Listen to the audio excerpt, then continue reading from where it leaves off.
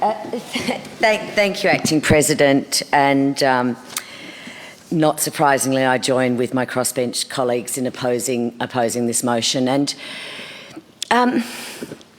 in some ways, if this motion had been more nuanced, if this motion had been about how do we get the best out of the Legislative Council, how do we get the best for the people of Victoria, how do we get the best diversity of representation in this chamber, then I think it would have been a very different conversation.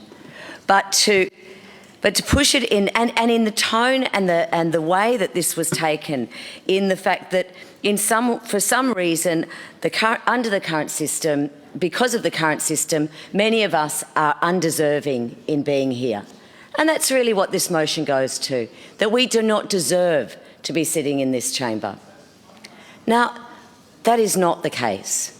And as Mr Limbrick has said, and as I have said in this chamber and I have said in media many times, that the people of Victoria, about 25% of them, voted for someone other than the Greens, than the Labor Party, than the Liberal Party. And that is reflected in the makeup of this chamber. So I actually think that that shows the diversity of our community, and it shows the will of the people. 25% of people did not want the Greens, Labor or Liberal in this party, in this chamber. Now, I will acknowledge, I will acknowledge I am not happy with preference harvesting for cash, and I have certainly first read a bill to debate that, and I intend to pursue that. So I'm not completely happy with the way it works today, but that doesn't mean baby out with bathwater. That means working together to find a better system, to find a system that works, that still reflects the will of Victorians. And this motion does not go there. To say that people here should not be here, it does reek of self-interest. And I know Dr. Ratnam assured us that she would be called a hypocrite, assured us that she would be accused of self-interest, and she's absolutely right. She's absolutely right. I mean, I have many times been sat in back rooms with not-so-faceless people from the Greens, insisting that I put my preferences in a certain way. If I was to get any support from them, I must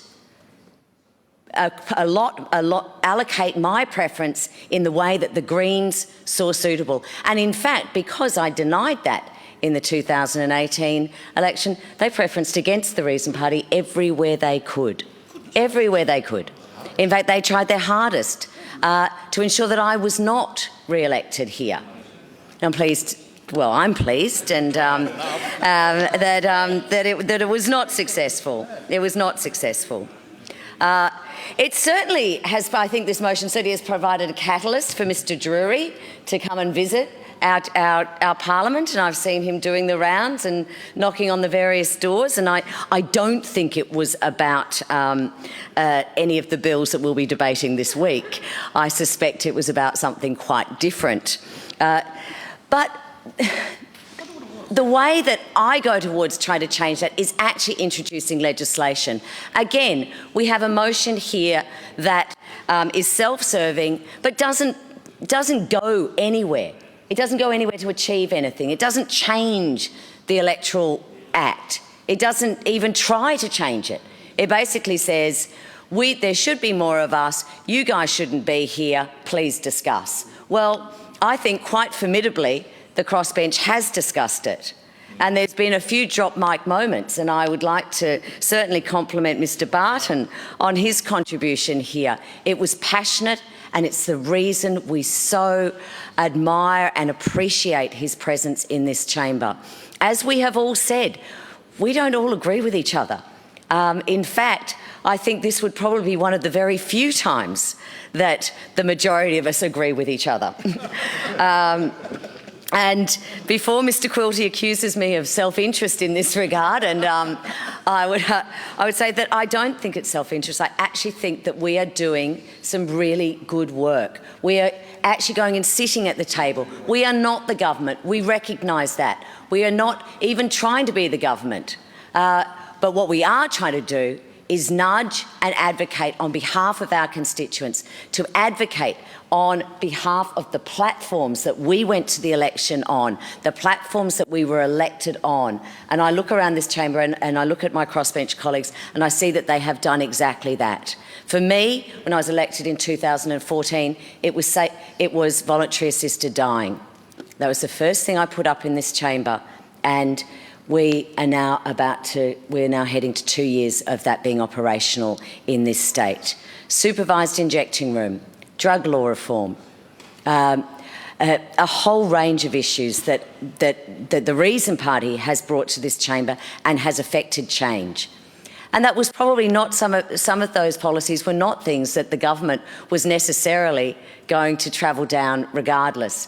It was with advocacy. It was with working with the government to achieve these things. And I think this is something that the crossbench has done well. Certainly, we oppose the government on certain positions, but on other positions we work with them to make it better. And certainly, I think there would be numerous instances where I know the work that my colleagues have done in improving legislation, in getting change for the people that they came here to represent.